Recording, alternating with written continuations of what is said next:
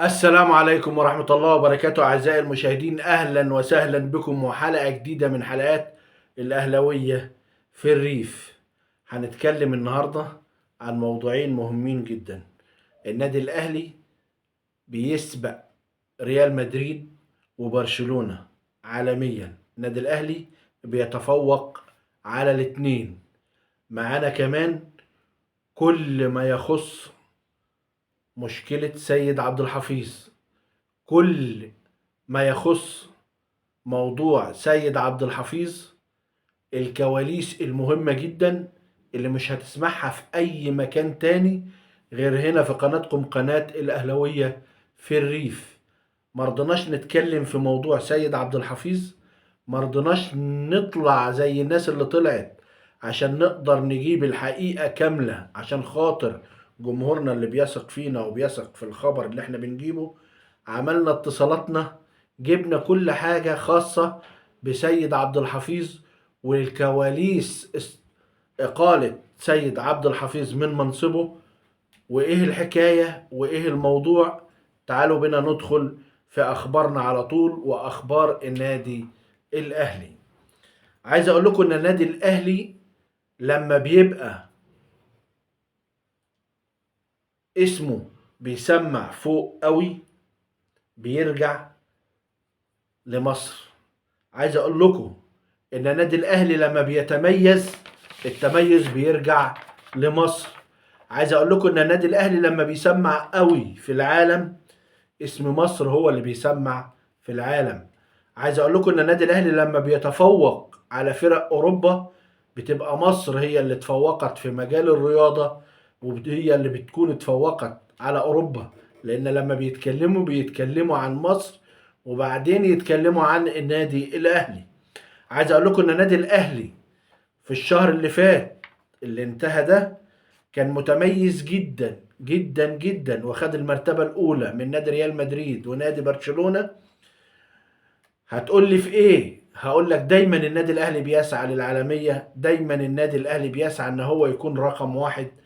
شايفين جماهير النادي الاهلي العشقة لفريقها، شايفين جماهير النادي الاهلي اللي ورا فريقها في كل حتة، شايفين جماهير النادي الاهلي اللي دايما بتساند فريقها في كل المجالات وفي كل الاماكن وفي كل المواقع.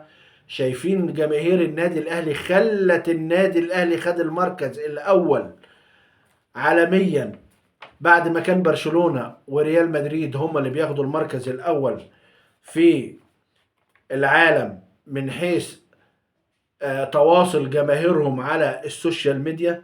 المواقع اللي هي مختصة بهذه العملية واللي مختصة بحسبة الأشياء ديت كلها نزلت واتكلمت عن النادي الأهلي وعلى عظمة جماهير النادي الأهلي، وقد إيه النادي الأهلي شعبيته كبيرة جدا جدا جدا. وده بيدل إن النادي الأهلي من يوم ما اتنشأ وهو بيحظى بشعبية طاغية جدا، وبيحظى بشعبية كبيرة جدا جدا جدا في الوطن العربي وفي الشرق الأوسط. النادي الأهلي داخليا بيحظى بأكبر شعبية داخليا كمان. النادي الأهلي من يوم ما اتنشأ، وخصوصا إن نشأته وخد اسمه من اسم الأهالي المصرية وسمى نفسه الأهلي، وخصوصا كمان إن هو رفض ينضم لاتحاد المختلط اللي كان فيه فرق أجنبية وفرق مصرية، وحاول هو بكل الطرق إنه يعمل اتحاد للعبة يكون اتحاد مصري، وكان له ما أراد لذلك. النادي الأهلي بيحظى بشعبية جارفة، النادي الأهلي المصري، النادي الأهلي الوطني، النادي الأهلي العريق، بطل القرن وبطل مصر. هنتنقل من النقطة ديت وعايزين نروح للنقطة اللي شاغلة الرأي العام كله. عايزين نروح لحديث الساعة، عايزين نروح لموضوع سيد عبد الحفيظ. ايه اللي حصل لسيد عبد الحفيظ؟ سيد عبد الحفيظ أقلوه. هل سيد عبد الحفيظ كان في وجه إهانة لسيد عبد الحفيظ في حتة الإقالة بتاعته؟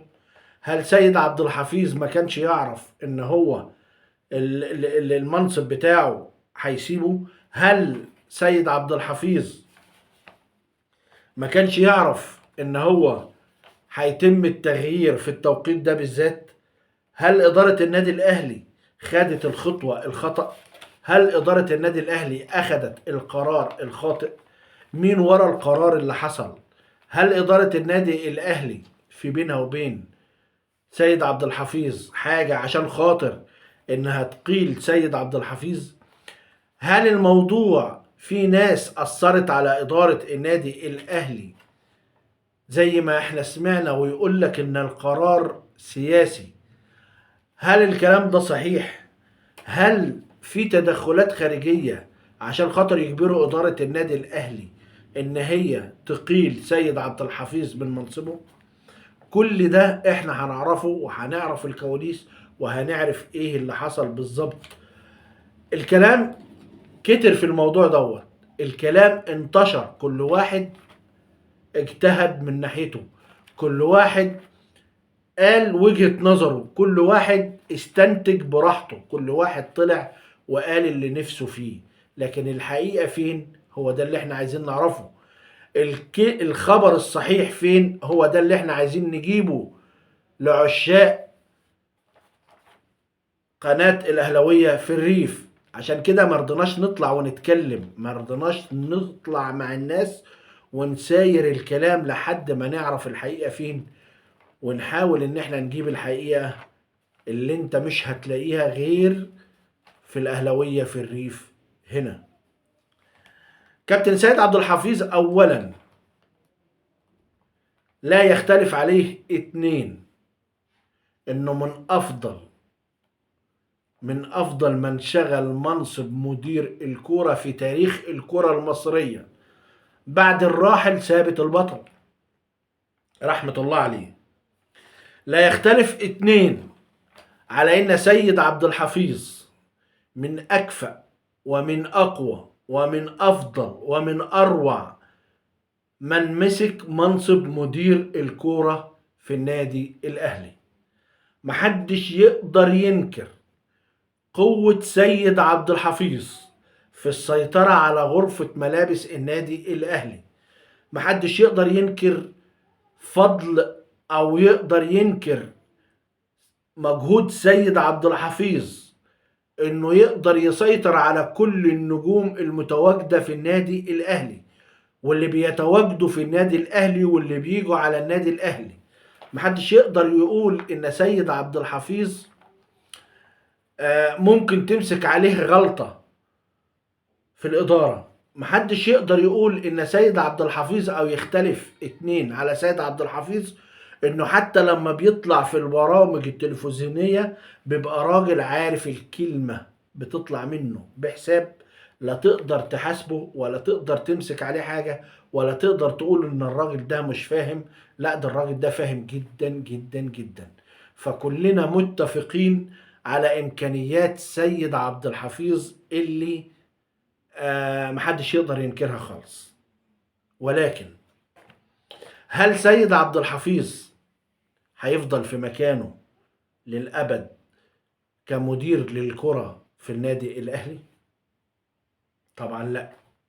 طب هل النادي الأهلي محتاج سيد عبد الحفيظ في مكان آخر هو بيرى إن سيد عبد الحفيظ هو الرجل المناسب في المكان ده؟ ده اللي احنا هنعرفه. أولا مبدئيا عايز أقول لكم إن النادي الأهلي لما بياخد قرارات ما بياخدش قرارات عشوائية. عايز اقول لكم ان النادي الاهلي لما بياخد قرار ويطلعه بيبقى مدروس 100%. لما بياخد قرار ويطلعه ويتكلم فيه بيبقى عارف هو بيعمل ايه وعايز ايه وعايز يوصل لايه بالظبط. عايز اقول لكم حتة ان في حاجة سياسية او حد بيضغط على ادارة النادي الاهلي دي مش موجودة وبعيدة خالص خالص خالص، ولا احد يتدخل في عمل ادارة النادي الاهلي نهائيا. وخلينا متفقين ان النادي الاهلي على مدار العصور وكل الناس اللي اتعاقبت على ادارة النادي الاهلي لعمر حد حصل وتدخل في شؤون او في اداره النادي الاهلي او املت شروطها او املت اي شيء على اداره النادي الاهلي على مر العصور. وكل اللي جم مع النادي الاهلي ومسكوا رئاسه النادي الاهلي، كلهم احنا متفقين ان كل المجالس اللي جت وتعاقبت على النادي الاهلي كلها بتعمل لصالح النادي الاهلي ولصالح الكيان، مش الصالح الشخصي. واي قرار هم بياخدوه لو احنا شايفينها خطأ بنرجع تاني نقول لهم برافو، وبنسقف لهم انتوا كنتوا صح، وانتوا شايفين اكتر، وانتم شايفين ابعد مننا. فاحنا كجمهور اللي مطلوب مننا ايه؟ اللي مطلوب مننا ان احنا ننتظر، نهدى، نشوف القرارات ديت هل هي صحيحة، هل هي في صالح النادي الاهلي، هل هم بيفكروا بعيد زي ما هم دايما معوديننا، ولا الحكاية ايه؟ ما احنا كجمهور مش عايزين ننجرف ونروح خلف الناس اللي هم بيدسوا السم في العسل لإدارة النادي الأهلي. احنا مش كجمهور طول عمرنا في ظهر الإدارة وبنساند الإدارة وبنساند أي رئيس مجلس إدارة جه للنادي الأهلي، سواء كان لاعب محبوب أو شخصية محبوبة أو شخصية من خارج النادي الأهلي. كلنا دايما بنشجع وكلنا في خلف مجلس الإدارة عشان خاطر الكيان، لأننا بنحب الكيان. واحنا شايفين كل مجالس إدارات النادي الأهلي كلها بتعمل عشان خاطر النادي الأهلي. يبقى نهدى ونسيب الإدارة تعمل اللي هي عايزاه، ونتأكد ونبقى متأكدين وعارفين إن الإدارة محدش بيملى عليها حاجة، والموضوع موضوع جاي من منبع الإدارة، لأن النادي الأهلي بيسعى للعالمية. النادي الأهلي بيسعى إن يكون على المصاف العالمي زيه زي أكبر الفرق العالمية. كل الفرق العالمية عندها مدير نشاط رياضي وليس مدير كرة. مدير الكرة اختصاصاته في الأندية العالمية مختصرة على بعض الأشياء القليلة جدا، واللي النادي الأهلي شاف إن هي ممكن لو هو طبق موضوع مدير النشاط الرياضي هيبقى صلاحيات الكابتن سيد عبد الحفيظ في حتة مدير الكرة ديت هتبقى قليلة جدا جدا جدا. ثانيا، النادي الأهلي عمره ما يفرط في سيد عبد الحفيظ. سيد عبد الحفيظ من الكوادر اللي النادي الاهلي بيعدها. ممكن في يوم من الايام تشوفه رئيس للنادي الاهلي وهو يقدر الحتة ديت، وهو من الشخصيات اللي هي بتعد انها تبقى في يوم من الايام ممكن تشوفها رئيس للنادي الاهلي. عشان كده النادي الاهلي لما بيكون بيعد كوادر زيه زي حسام غالي، زيه زي غيره من الناس الشخصيات اللي هي بتحب الاهلي وبتموت في تراب الاهلي وبتخدم الاهلي بكل امانة، فالناس ديت مرسوم لها طريق معين عشان خاطر توصل، وعشان تبقى في يوم من الايام تشوفه ممكن يبقى رئيس النادي الاهلي. لازم ان هو يتدرج في كل المناصب عشان لما يكون قاعد في يوم من الايام على الكرسي يكون عارف مهام كل واحد في ادارة النادي الاهلي تحت، عارفه ايه الاختصاصات وايه الحاجات اللي هي المفروض ان هو يعملها، وايه اللي له وايه اللي عليه. عشان كده سيد عبد الحفيظ بيتدرج في كل المناصب، وعشان كده النادي الاهلي مش هيخلي سيد عبد الحفيظ يفضل في مكانه ان هو يبقى مدير للكرة فقط لا غير. عايز اقول لكم على حاجة ومش هتلاقوها عند اي حد، وبالاختصار المفيد جدا جدا جدا. سيد عبد الحفيظ النادي الاهلي بيشوف ان عشان يعمل مدير النشاط الرياضي زي ما قلت لكم صلاحيات كابتن سيد عبد الحفيظ هتقل. عشان كده النادي الاهلي قال لك المكان الوحيد اللي هيفيد النادي الاهلي، والنادي الاهلي محتاج شخصية سيد عبد الحفيظ اللي بتعرف تدافع وتجيب حق النادي الاهلي وبتعرف تتكلم عشان خاطر النادي الاهلي المكان اللي ينفع فيه سيد عبد الحفيظ، واحنا فعلا النادي الاهلي محتاج سيد عبد الحفيظ فيه، هو ان السيد عبد الحفيظ يسيب منصب مدير الكوره ويبقى متواجد في لجنه الانديه، في لجنه الانديه مكان الكابتن عماد متعب. يتم التغيير والكابتن سيد عبد الحفيظ يكون هو ممثل النادي الاهلي في رابطة الاندية. احنا شفنا الفترة اللي فاتت الكابتن عماد متعب ما كانش له اي دور نهائيا في لجنة الاندية، ما جابش حق النادي الاهلي في اي حاجة خالص. شفنا النادي الاهلي بيتظلم كتير جدا من لجنة ورابطة الاندية. ما شفناش الكابتن عماد متعب عمل اي شيء للنادي الاهلي، ما شفناهوش دافع عن حقوق النادي الاهلي، كان سلبي طوال السنة اللي فاتت. عشان كده النادي الاهلي عاوز سيد عبد الحفيظ يكون متواجد في لجنة رابطة الاندية، عشان خاطر يبقى ممثل عن النادي الاهلي في رابطة الاندية الفترة القادمة، وخصوصا ان النادي الاهلي هيمر بتحديات كبيرة جدا. ثالثا، القرار ما اتخدش عشوائي زي ما الناس بتتكلم، لان ادارة النادي الاهلي ما بتاخدش اي قرار يكون عشوائي نهائيا ولا قرار غير مدروس، لان النادي الاهلي دايما بيدرس قراراته بعناية شديدة جدا. طب امال ايه؟ لا، انا اقول لكم ان القرار اتاخد في الغرف المغلقة من فترة طويلة جدا.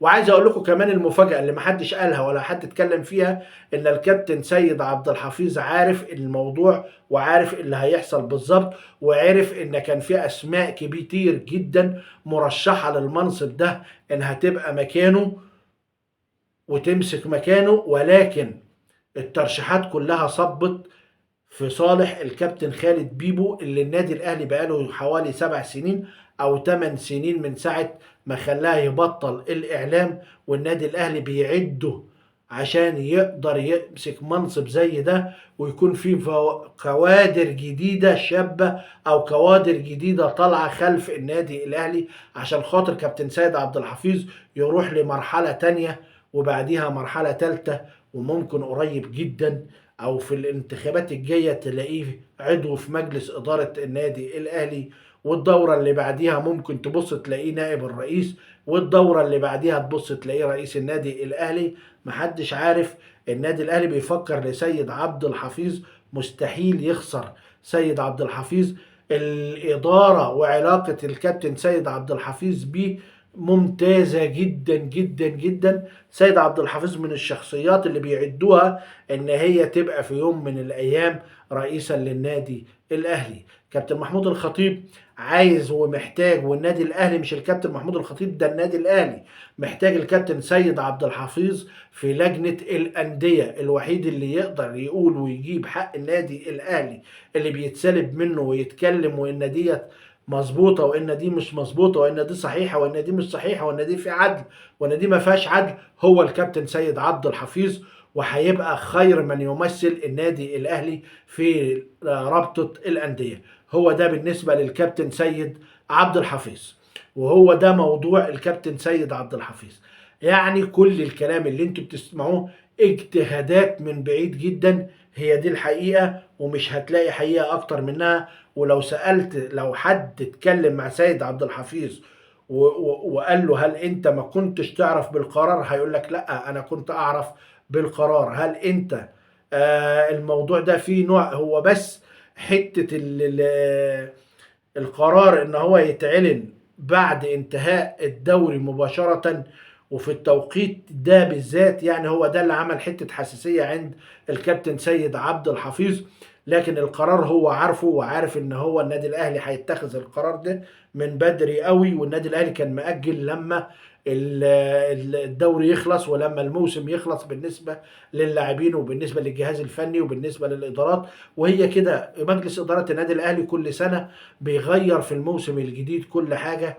وليد سليمان اللي خد دورات في اسبانيا وفي المانيا وفي انجلترا عشان خاطر يعدوه عشان يمسك مدير قطاع الناشئين مكان الكابتن خالد بيبو اللي هيبقى في منصبه الجديد مكان الكابتن سيد عبد الحفيظ. هي دي كل الحكاية، وما تدورش اي كلام هتسمعه، هي ديت الحقيقة، وهي دي من داخل النادي الاهلي. والايام هتثبت لك زي ما كنا بنجيب الاخبار وبنتحدى بيها اي حد، هتثبت لك ان احنا كلامنا هو الصح وهو هي ديت الحقيقة. وربنا يوفق الكابتن سيد عبد الحفيظ ويوفق مجلس إدارة النادي الأهلي.